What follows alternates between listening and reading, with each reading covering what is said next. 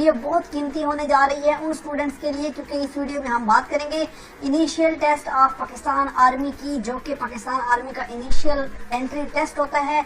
अगर आप किसी भी इंडक्शन के लिए ज्वाइन करना चाहते हैं पाकिस्तान आर्मी को, जैसे कि PMA लॉन्ग कोर्स के लिए या AFNS के लिए या आप लेडी कैडेट कोर्स के लिए, या अगर आप ज्वाइन करना चाहते हैं AM कैडेट कोर्स के लिए, या इसके अलावा lady cadet course, technical cadet course या सोल्जर्स के जो टेस्ट होते हैं, इन तमाम टेस्ट के लिए आपको ये वीडियो बहुत ही ज्यादा वैल्यूएबल और कीमती फील होगी। इस वीडियो के एंड पे आपको ये पता लगेगा कि आप ये तमाम टेस्ट जो है, इनिशियल टेस्ट जो कि पाकिस्तान आर्मी का कंप्यूटराइज टेस्ट होता है, इसको आप कैसे क्लियर कर सकते हैं। सबसे पहले कंटेंट की बात कर लेते हैं। तो इसके जो है 3 पोर्शन होते हैं।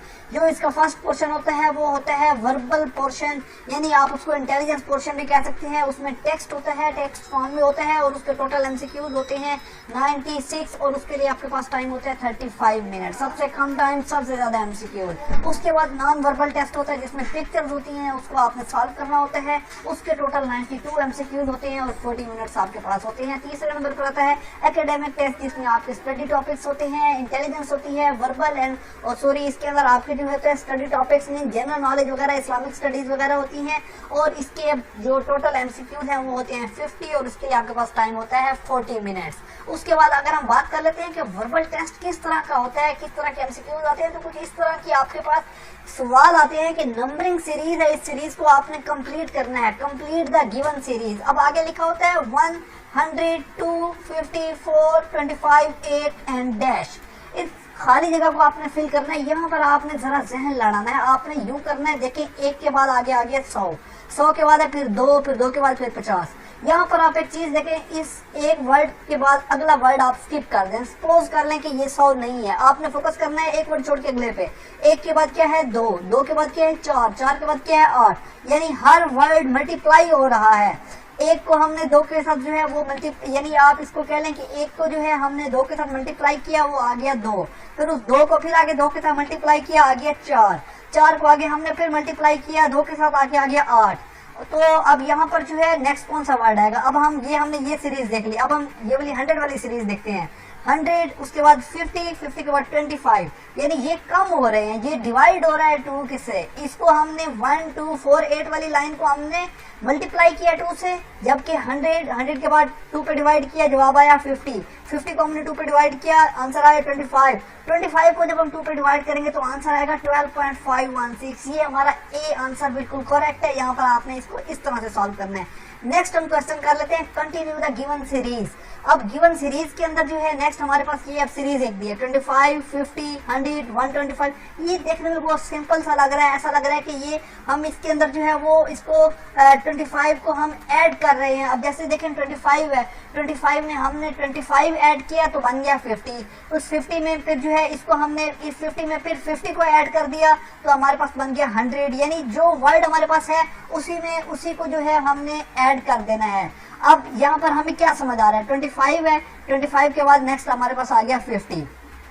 अब 50 है, यहाँ पर 50 के बाद आगे आ गया 100 और 100 के बाद आ गया 125। 125 के बाद हमारे पास कौन सा ऐसा वर्ड आएगा, यानी देखिए आप, हम जो है इसके अंदर 25 में हमने 25 ऐड किया था तो 50 आ गया था और 50 में हमने जो है वो अगेन 50 को ऐड किया है तो हमारे पास आ गया है 100। ठीक है, अब 100 और आगे 125 कोई समझ नहीं आ रही। अगर स्टार्ट में अगर आप जो है वो इस तरह से इसको सीरीज लेकर चलेंगे तो आपको समझ नहीं आएगी और आप रियली कंफ्यूज हो जाएंगे।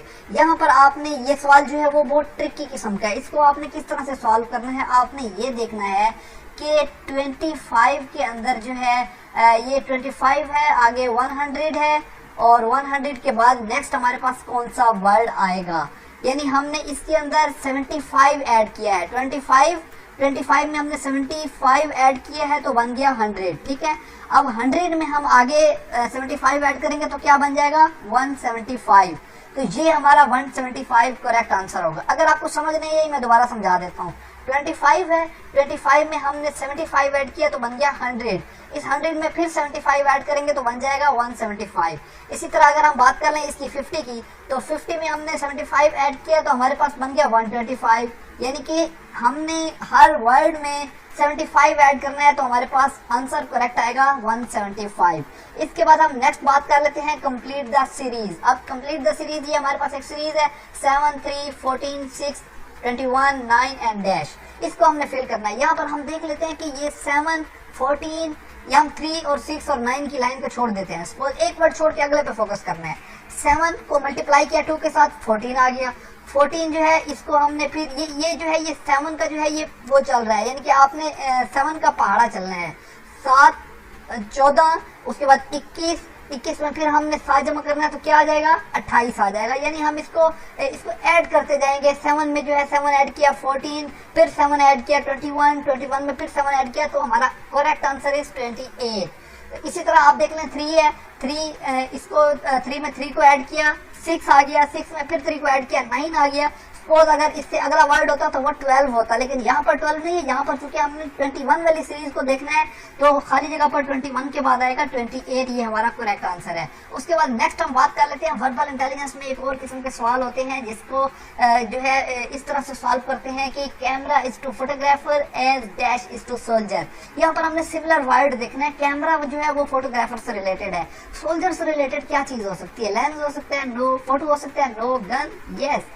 Enemy, yes. लेकिन एनिमी का सोल्जर के साथ इस तरह से ताल्लुक नहीं है जैसे कैमरे का फोटोग्राफर के साथ है, लेकिन यहाँ पर जो है सोल्जर के लिए एक्यूरेट वर्ड गन है, सो हमारा करेक्ट आंसर गन है।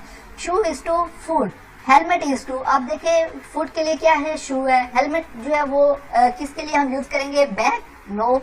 हेड, जी बिल्कुल, हेड इसका करेक्ट आंसर है। स्टील भी नहीं हो सकता, बेसबॉल भी नहीं हो सकता, तो इसको आपने जो है इस तरह से सॉल्व करना है। इसके बाद वर्बल इंटेलिजेंस में एक और किस्म के सवाल है।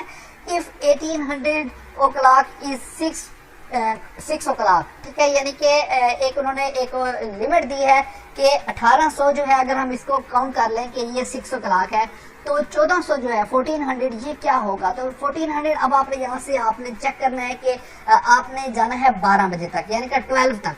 12 के बाद आगे आ जाएगा 13 को आप ले लेंगे कि वो है जो 13 है, 1300 जो है वो है 1, यानी 1300 का मतलब है 1 बज गई है। 1400 का मतलब क्या है? 2 बज गई है, ठीक है। यहाँ पर 1400 का करेक्ट आंसर होगा 2। इसी तरह आप जो है वो इसको चेक कर सकते हैं। 1500 का मतलब क्या है? 3 बज गई है। और 1600 का मतलब क्या है? 1400 का था कि यहाँ पर 2 बज गई है, और 1500 का मतलब था 3 बज गई है, और 1600 का मतलब था कि 4 बज गई है, और 5 का जो है वो हमारे पास आ जाएगा। Sorry, it's really confusing. आप यहाँ पर दोबारा देखें कि 1800 जो है वो है 6 o'clock, तो 1400 हमारे पास क्या होगा? डेफिनेटली 2 o'clock, तो इसका करेक्ट आंसर जो है वो है 2। इसके बाद हम नेक्स्ट सवाल की बात कर लेते हैं, जो कि है फाइंड द मिसिंग लेटर्स। अब मिसिंग लेटर्स यहाँ पर आपने इसको देखना है, ये MIC। आपके माइंड में क्या आता है कि ये मिसिंग लेटर क्या हो सकता है? देखिए यहाँ पर आपने अपना ध्यान चलाना है, तो यहाँ पर इसका करेक्ट आंसर होगा म्यूजिक, MUSIC। यहाँ पर आपने US और जो है इसको इस तरह से फिल करना है। अब इसके बाद नेक्स्ट हमारे पास है YLLW। यहाँ पर डेफिनेटली हमारे माइंड में आ जाता है yellow. Correct answer is yellow, इसको येलो से आपने फिल कर लेना है। MBL, यहाँ पर हमारा करेक्ट आंसर जो होगा वो होगा मोबाइल, MOBILE, मोबाइल। तो इस तरह के कुछ क्वेश्चंस होते हैं जिनको आपने जो है वो सॉल्व करना होता है इंटेलिजेंस टेस्ट में, जो कि पाकिस्तान आर्मी का जो इंटेलिजेंस टेस्ट होता है। उसके बाद वर्बल में हमारे पास एक और आते हैं अल्फाबेट कोडिंग। ये सबसे इंपॉर्टेंट सवाल है। If Nasir is coded as PCUKT and Khan is coded as MJCP, then Rangeen is coded as. अब यहाँ पर आपको नीचे ऑप्शंस दिए गए होंगे, आपने इसको सिलेक्ट करना है। आपका यहाँ पर जहन काम नहीं करेगा, तो आपने क्या करना है? यहाँ पर ट्रिक्स हैं, वो ये हैं कि आप देखें Nasir is coded at PCUKT।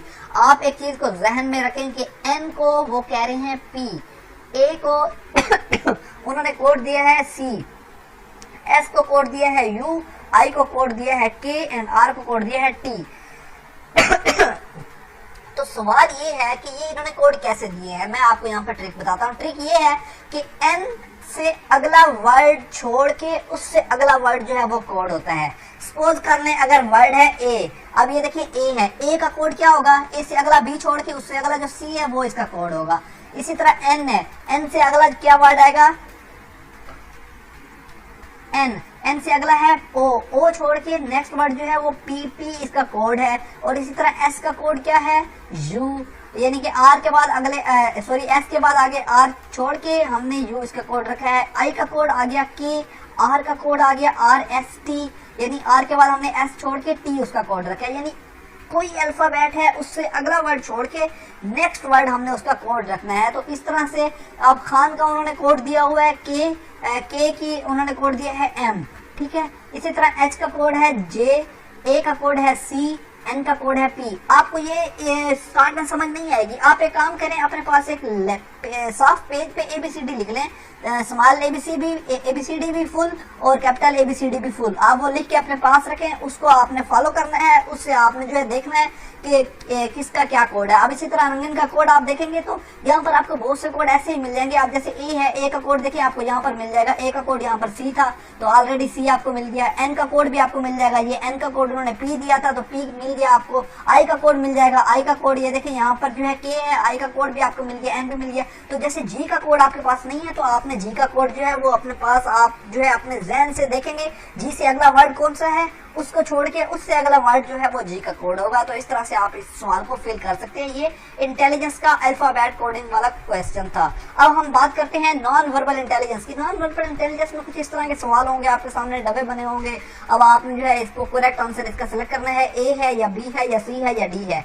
यहाँ से आप इसको कैसे करेक्ट करेंगे, आप देखिए इस डब्बे पे आपने गौर करना है। यहाँ पर जो है सिर्फ हम इस कॉर्नर की बात कर लेते हैं। तो ये जो कॉर्नर है इसके अंदर देखिए एक ब्लैक सर्कल है जो कि कोई डार्क नहीं है, ना out of the circle dark है ना इनसाइड द सर्कल डार्क है। इन्होंने क्या किया है, उस सर्कल को जो है लाइट रखा है और उसका आउटसाइड बाउंड्री जो है उसको डार्क कर दिया है। अब हम ये इन्होंने कहा है कि अगर ये इस फिगर को हम देखें तो इस फिगर का जो है वो कंक्लूजन ये निकलता है। अब उन्होंने हमें ये फिगर दी है, इस फिगर का कंक्लूजन क्या निकलेगा।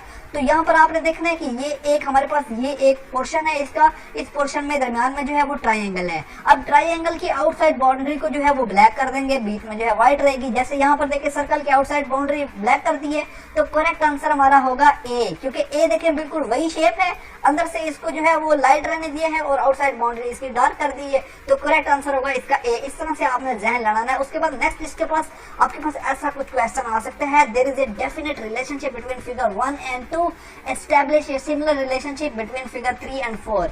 अब जो है 1 और 2 में एक रिलेशनशिप है, उसके बाद आपने इन दोनों के रिलेशनशिप को देख के आपने 3 और 4 का रिलेशनशिप जो है वो नीचे से फाइंड करना है कि ए बी सी डी में से कौन सा रिलेशनशिप 3 के साथ बन सकता है।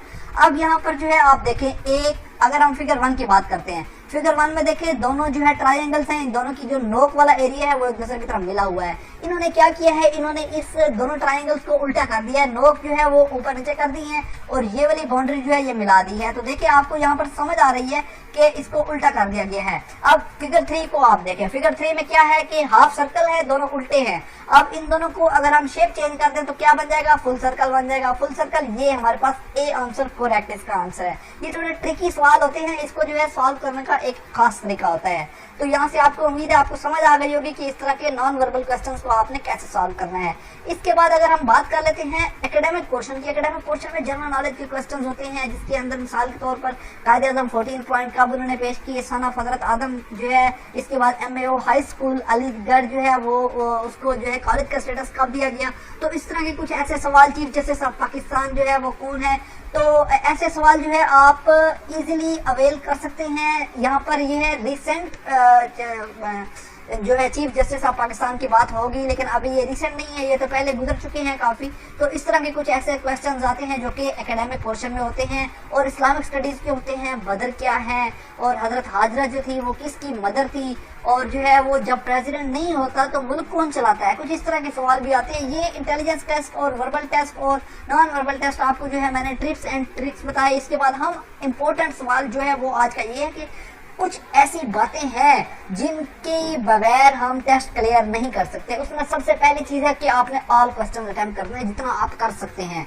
उसके बाद कुछ सवाल ऐसे होते हैं जो आपका वक्त ज़ाया करने के लिए दिए जाते हैं। अब यहाँ पर ये होता है कि आपने टोटल जो आपको मैंने स्टार्ट पे क्वेश्चंस बताए थे, वो क्वेश्चन जो थे उन क्वेश्चंस की अगर आप उसमें से हाफ भी अटेम्प्ट कर लेते हैं तो आपका टेस्ट पास हो जाता है। ठीक है, यहाँ पर आपने एक चीज ध्यान में रखनी है। अब कुछ ऐसे सवाल होते हैं जो आपका वक्त जाया करने के लिए दिए जाते हैं, यानी कुछ ऐसे इतने कॉम्प्लिकेटेड सवाल होते हैं जिन पे आपके 10-10 मिनट जाया हो जाते हैं। तो आपने ऐसा हरगिज नहीं करना, स्किप बटन दिया होता है उसको स्किप करके आप आगे चले जाएं। ऐसे ऐसे सवाल होते हैं इजी जो 1-1 सेकंड में 2-2 सेकंड में हल हो जाते हैं, सबसे पहले आप उनको हल करें। जो मुश्किल सवाल है उनको छोड़ दें, स्किप कर दें। एंड पे अगर आपके पास टाइम बचता है तो आप उनके पास वापस आ सकते हैं, उनको दोबारा प्रीवियस करके आप अपने उसी क्वेश्चन को देख सकते हैं। टाइम मैनेजमेंट सबसे इंपॉर्टेंट है। जैसे कि मैंने बताया है कि आपको कुछ सवाल ऐसे होते हैं जो आपका वक्त ज़ाया करने के लिए दिए जाते हैं, जो कि बहुत मुश्किल होते हैं, इजीली हल नहीं होते, आपका वक्त ज़ाया होता है क्योंकि आपके पास टाइम बहुत कम होता है। ऑलरेडी मैं आपको बता चुका हूँ, टाइम मैनेजमेंट आपके लिए बहुत इंपॉर्टेंट है, बहुत लाजमी है। इसका जो है आपने खास ख्याल रखना है। अपना ख्याल रखिएगा। Thank you so much. ये वीडियो देखने के लिए अपने दोस्तों के साथ जरूर शेयर कीजिएगा इसको। अल्लाह हाफिज। तो इस वीडियो को लाइक करिएगा और अपने दोस्तों के साथ शेयर करिएगा। चलते हैं नेक्स्ट वीडियो में, तब तक के लिए अल्लाह हाफिज।